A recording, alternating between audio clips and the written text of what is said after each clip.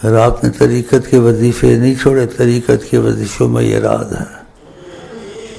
ان کی روحانیت کی عظمت، برکتیں آپ کے دل میں اتریں گی آہستہ آہستہ،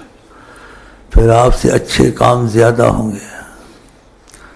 گناہ کے کام مشکل سے ہوں گے تو آپ رو گے، دھو دو گے ان کو۔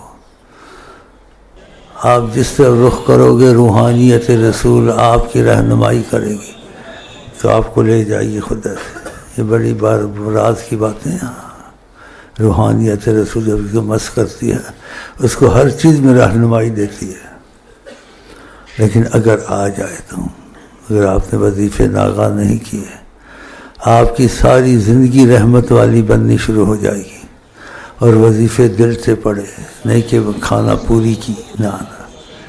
لگن سے۔ کوشش کریں